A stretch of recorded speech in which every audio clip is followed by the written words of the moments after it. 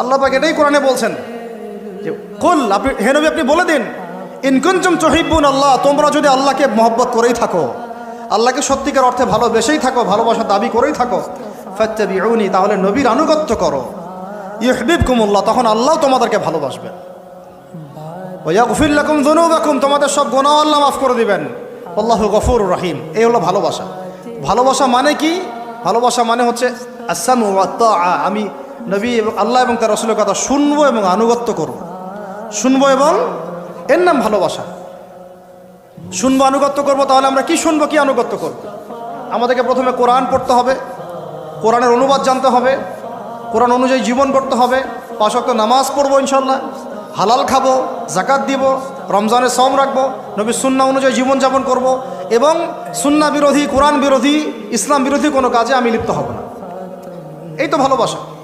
এই ভালোবাসা যদি বহিঃপ্রকাশ ঘটাতে আমরা ব্যর্থ হই, নিজেও ধ্বংস হব, পরিবারও ধ্বংস হবে, আমাদের পরের প্রজন্মও ধ্বংস হবে, সমাজও ধ্বংস হয়ে যাবে। আমরা নবী সাল্লাল্লাহু আলাইহি ওয়াসাল্লামের শেখানো রাস্তার বাইরে যাব না ইনশাআল্লাহ।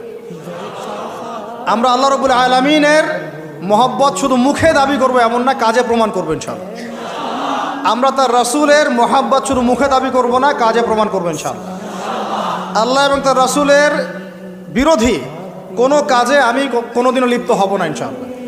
আমাদের ইয়াংদের মূল প্রবলেম এটা, একটা সামনে কিছু দেখলেই দৌড় দেওয়া শুরু করো, আর দাঁড়াও রে ভাই, দেখো এটা কার, কোত্থেকে আসছে, এর সাথে আমাদের কোনো সম্পর্ক আছে কিনা, এটা আমাদের সংস্কৃতি কিনা, এটা করলে আল্লাহ আবার আমাকে ধরবে কিনা, রাসূল আবার আমার উপর রাগ হবে কিনা কিয়ামতের মাঠে, আমার আমল নামে আবার গোনা জমাবে কিনা, এগুলো হিসাব আমি কেমন করে দিব, এই চিন্তা করতে হবে না?